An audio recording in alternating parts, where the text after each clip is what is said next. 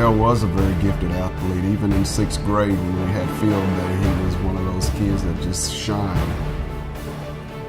Well, he was an exceptional athlete.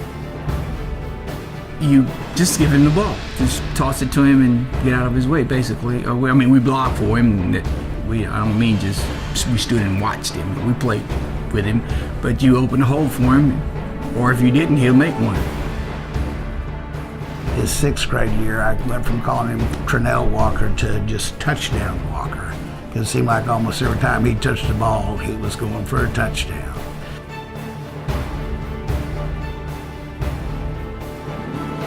I've never seen anybody like him. That it just, you know, on film, you watching our game from Friday night on Saturday morning and grading film, you know, you just couldn't keep your eyes off of him whenever he's in the ball game.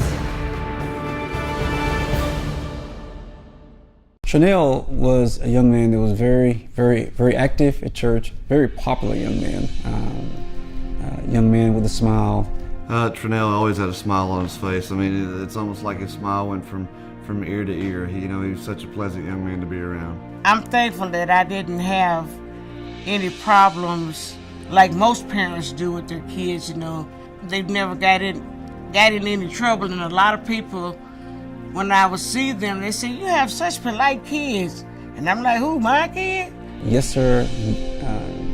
No, sir type young man. Very respectful, which is the way he was taught at church and at home.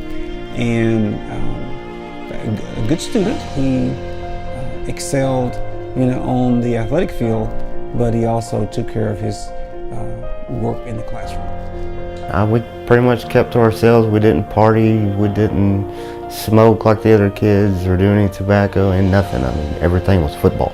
We weren't like the kids today. Nothing was video games. We always wanted to be outside. Money was not, you know, growing off trees.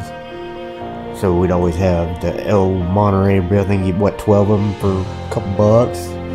That's what we always ate. And Mom would actually get home finally and say, "No, boys, this is how you do it. You gotta put a slice of cheese over it, pop in the microwave, melt the cheese, and it's pretty good." So we had lots of burritos. And the things I liked to do was wrestle. And the reason why I liked to wrestle because it gave us something to do. I liked football because that was like my brother's favorite sport. So naturally it became mine too. And running, it was just natural to me.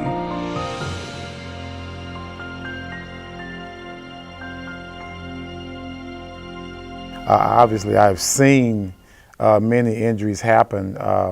Concussions, people completely knocked out. There's always the shoulder and neck issues that you have, the collisions on the sideline, driving a guy out of bounds, and, you know, sometimes even into the equipment on the sidelines. I mean, I always ask myself the question, what would I do? Would I run and scream? Would I go into shock? Or how would I react to something if he got hurt? Well, I went in the shop and I stood there for a minute because when it hit, I mean, it's just like a bunch of rounds just colliding together. You know, that's just a sound that has stuck in my head, and I watched him unfold, and when they got to the bottom, he wasn't up. to where I don't even like to watch those replays. I don't even watch that anymore. I close my eyes, and if I catch it, I'm not happy. What I guess my brother didn't see is the defensive end coming from the other side. The running back seen him, so you could tell that the running back kind of ducked and dipped into the hole to fall down and keep from getting hit. And when he did, it went from here to exposing my brother's head, and that's loud pop. It was a blitz, man. And I remember him hitting Mark low. They was going for the quarterback. When he hit Mark and he hit the ground, the way he was laying, you know, it was weird. And I remember walking up to him, telling him to get up, man. We was losing. And he said he can't move. And I walked around and looked, and I walked in front of him. I'm like, man, get up. Get up.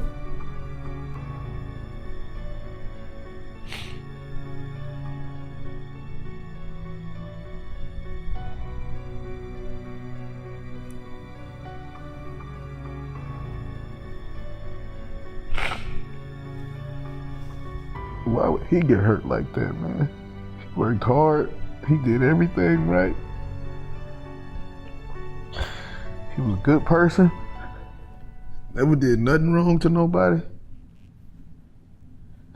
Never got in fights. Never got kicked out of classes.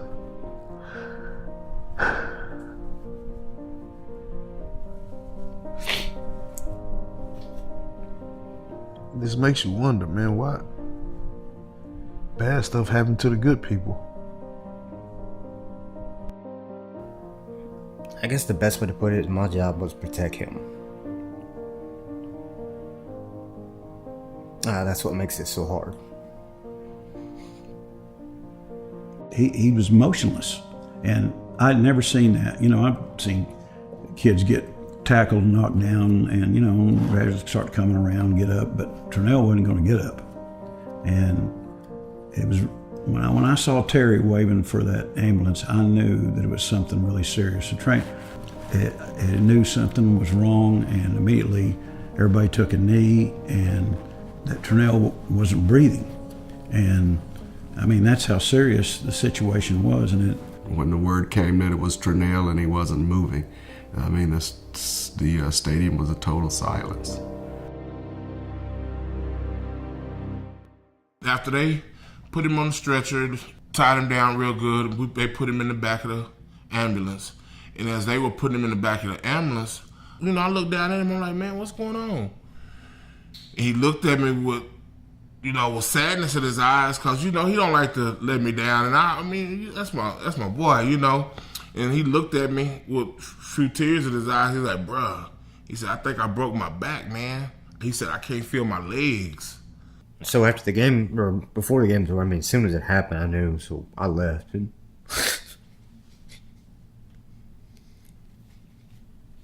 went to the hospital, and Artez was there, and he told me he couldn't feel anything, which I already knew.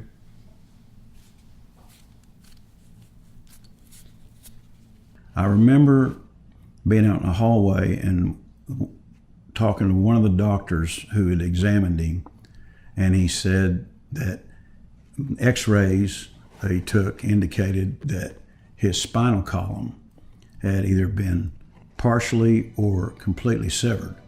So they called us to the back room. I believe Marvel was with us, and the doctor came in and told us he had shattered his C4 vertebrae and something about the 6th vertebrae that was lined into his spine, but he was showing us on the x-ray where the 4th vertebrae was supposed to be, and there was nothing there but space. He said it shattered like a piece of glass.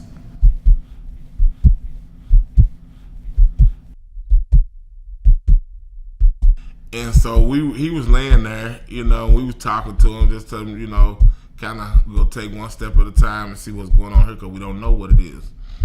And he looked up at us and said, well, hey, Mom, I guess this is why you tell us to wear clean underwear. We like, huh? Yeah, you know, my mom always said, if you get in an accident, you know, you should always be wearing clean underwear. Well, he did. Cause she would always tell us, no matter what you do, bathe you, take a bath, and put on clean underwear, cause you never know when you may end up in the hospital. You just never know, you know. And that came into play, and we were laughing about that. we were laughing about it. It was pretty funny. I knew I was gonna be paralyzed, but in my mind, I thought I was only gonna be temporary. So I ain't gonna lie, I was in denial. My friends would come over once I left Bader, you know, talking to me. And I'd be like, man, hey, I'm gonna be up with y'all running around in like a couple of years, you know, maybe 1 or 2 years. Not realizing that it wasn't gonna happen. He had friends, you know, but at that age, you know, a lot will fall off because they don't understand what's going on. They still want to run around and chase the girl, you know, and he lost a lot of them. You can't fault them, you know, because they were all young. I didn't want to accept the fact that I would never go running around with my friends again. I would never, ever be able to hug my mom again. The simple things I would never, ever be able to do again. It was hard. It was so hard that I got angry. And everybody felt my anger, including God. I began to question my faith. I just couldn't come to terms with the fact that how would God allow something like this to happen to such an incredible young man? It just took everything out of you. I mean, I just didn't have any energy. I was just kind of lost, just got in a daze.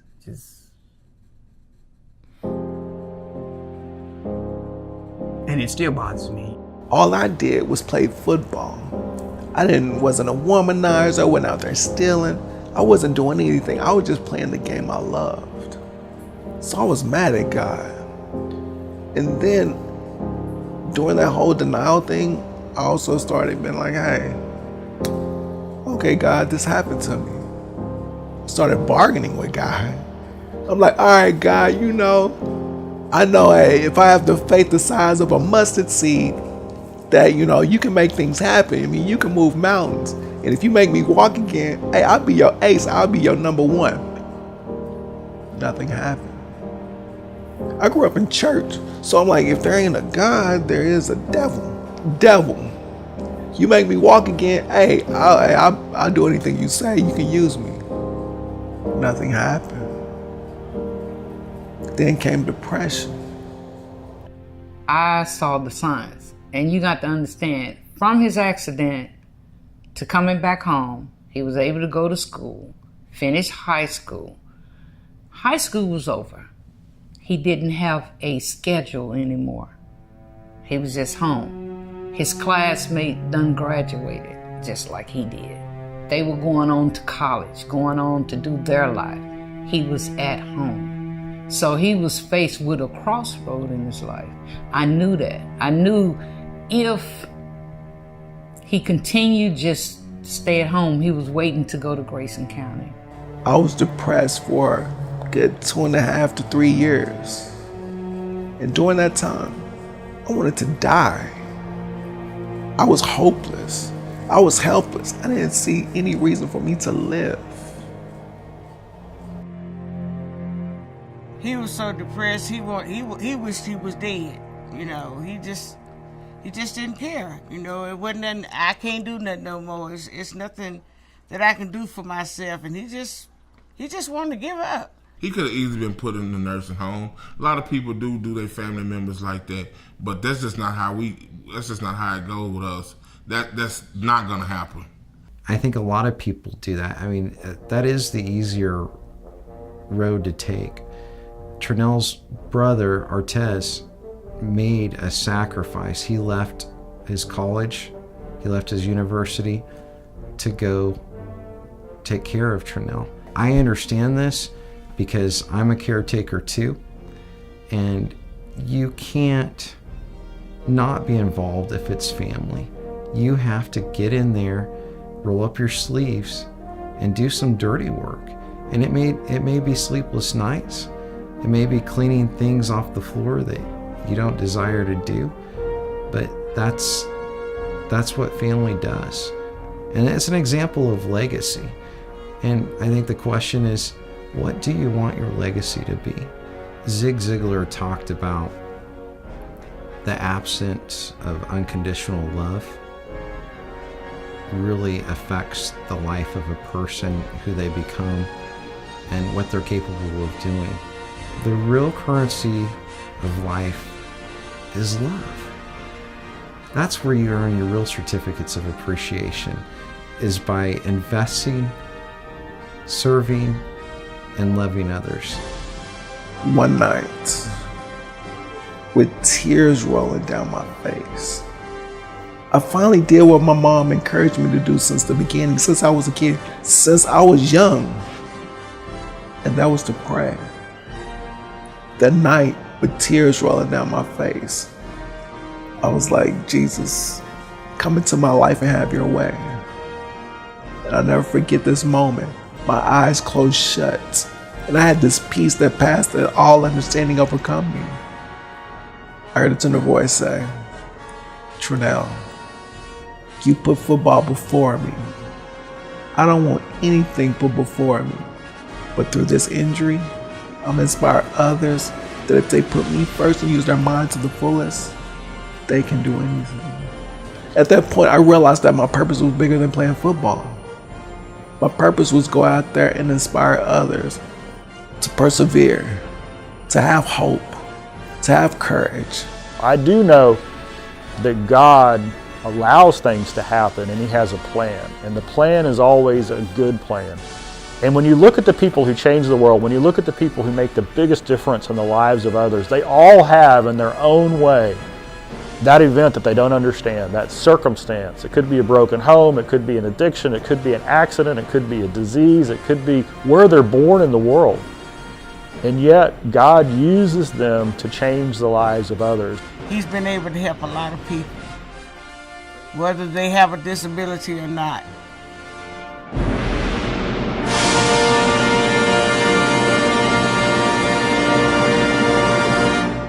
I lost my way. But what got me back on track was Trenell. He seemed to never lose faith in God and his spirituality.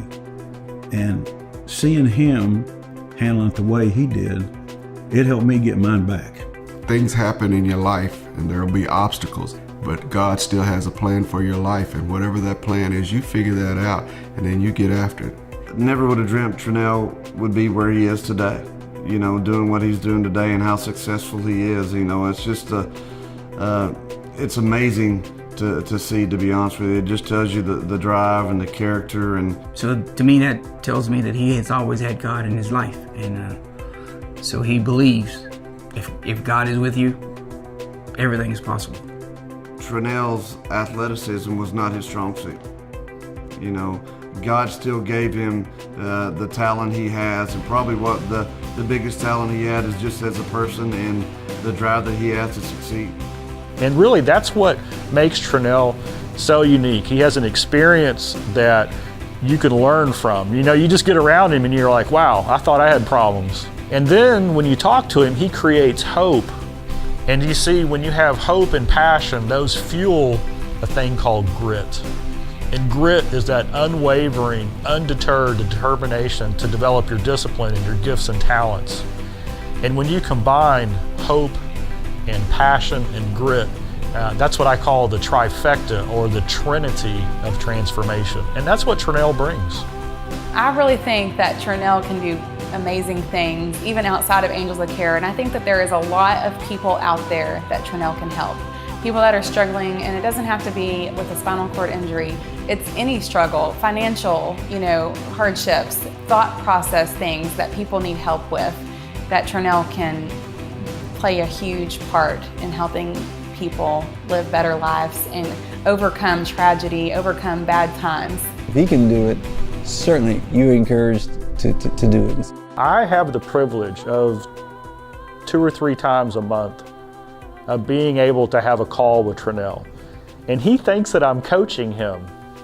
And the reality is I'm being coached by him, because I'll say, how is this going? How is your book progressing? How is this initiative? And he'll start telling me, and as he tells me what he's telling and what he's planning, I get inspired, because it brings me back to the roots of what I consider to be the most valuable thing of all, and that is, how can we help God's children be all that God created them to be? I enjoy the relationships, because life will be hard to live without the relationship. I wouldn't be in front of you now without the relationship of family, without the relationship I have with friends, without the relationship I have with strangers who have become family. I've learned to enjoy life. It's not about what I can physically do. It's about what I can do to influence people to be the best they can be and do.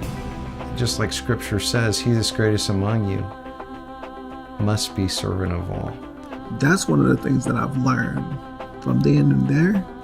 And plus, like my mom said, as long as you have your mind, you can do anything. And I like to add to that, as long as you take that knowledge and apply what you have in your mind to make your life better as well as somebody else. All things are possible to him or her who believes.